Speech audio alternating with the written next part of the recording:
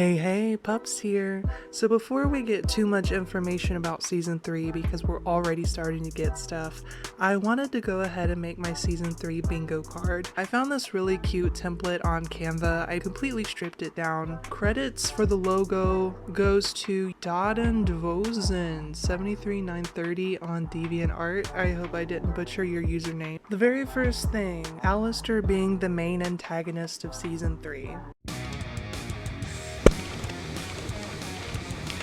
So far, we haven't heard Lilith speak at all. Maybe she's mute as part of whatever arrangement she has going on, or she has to be very careful about what she says because her voice itself is very powerful.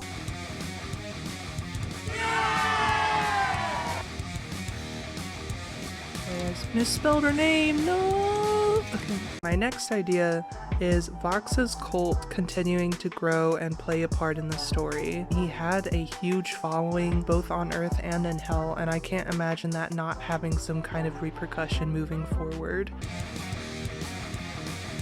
Let me go count this real quick. 1, 2, 3, 4, 5, 6, 7, 8. Vox's cult growing. Yeah.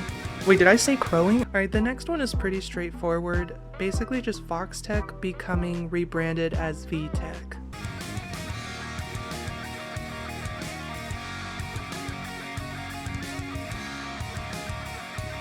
Can't spell today, brother. One of the surprising things in Season 2 is that we actually don't see anybody else getting redeemed. So I really hope that in Season 3 we do get to see another center being redeemed.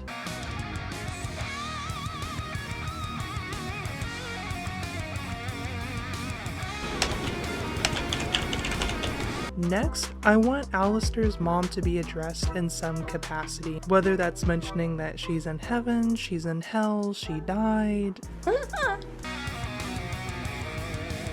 11.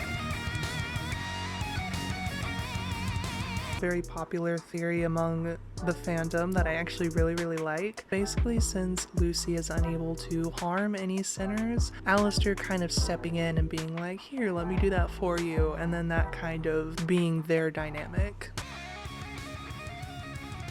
3.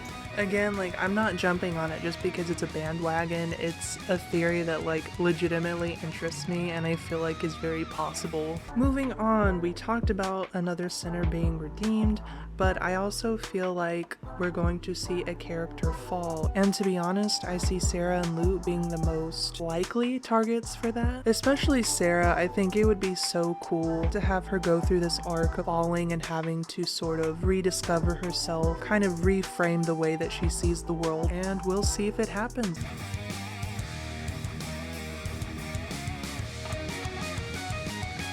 I guess this one is kind of self-indulgent. I want to see a depressed Vox. You know, he had this very big power trip and then everything that he worked for is destroyed. He's not really the face of VoxTech/VTech anymore. He's just been taking a lot of L's. I will add, I've seen a lot of really fun fan art with that concept and people like drawing like chubby slob Vox, and not that I want him to be like that permanently, but he needs to go through a phase. Another thing I really want to see is Alastor having his own solo song, and I'm not talking about the recap song. That does not count. It's not on any of the soundtracks or anything. I want him to have like an honest, in the show solo song that he starts and finishes himself, because this man cannot do that to save his life.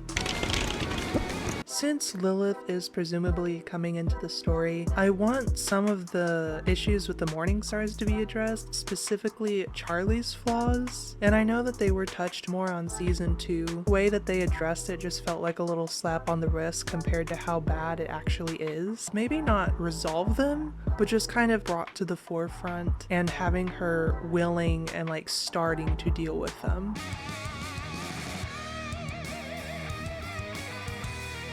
We did get a radiostatic flashback, but there is definitely a lot more to their story that we're not being told. Obviously, there's this really big fight that they keep alluding to but have not like actually shown or like really talked about. And even though I do really like the bar scene flashback, I feel like that cannot be the only thing that soured their relationship. We got a little bit of insight into the human lives of Vox, Alastor, and Pinchas, and I really hope in season 3 that we're gonna get some more human backstories, with Cherry joining the main hotel cast. It feels like going over her story is going to be more important as it goes forward. This is a theory that I'm going to talk about a little more in another video, but I really want to see Abel like mimicking Adam. Not necessarily that he becomes a villain, but just him being like a little bit antagonistic. The only time that he's really gotten anything to work is when he acts like his dad, and I would really like that to be part of his character arc, like him figuring himself out and being comfortable with himself. There's a lot of overlords who haven't gotten their time to shine. Zestial, I think, is one of them. I really want to see him like start making bigger moves, like what makes this guy so terrifying. Want to know if there's confirmation either for or against Carmilla being revealed as a fallen angel. It's just one of those theories that like makes a little bit too much sense. 21. We don't really know a whole lot about Baxter's powers. He was able to modify Nifty's roaches, and I think it would be really cool if Baxter is confirmed and uses some kind of necromancy power. It's too thick of a word. There we go. Next, I want to see Vark. A lot of us were disappointed by the lack of Vark content. Vark looks like a very ooh-ified version of a shark. I think it would be really cute if Emily created Vark specifically to cheer Vox up. Oh, that's my free space! He gets a smiley face for that. Hoda. There we go. I really want Earth to be visited or shown outside of a flashback. It's kind of unlikely, you never know. So whether it's human or otherwise, I really want some more information on Nifty's backstory. So far in the show, I feel like she's taken a back seat, but there's a lot of mystery and things about her that we don't know yet, especially if, you know, Alastor is going to be taking on a more antagonistic role. Nifty is very important to him. I feel like it would be a great opportunity to explore her as well. 18, 5, 10, 15, 16. I messed up! I don't know what happened, but apparently we lost 12 somewhere in the sauce, so I'm just gonna put that there. Because of Hazbin Hotel's increasing success, I can kind of expect season 3 to have 30-minute long episodes. 13! Okay, I think I just genuinely messed up. Our faults and fears must never be seen! I really hope that we can see like Charlie's origin. I don't want to see the dirty nasty part of it, but I just want to know like where she came from, how she was made, and if that is significant at all. We got to hear more of Nifty and Valentino singing. I want to see one or both of them getting another song. Hopefully a solo, but I'll take the W's where I can get them.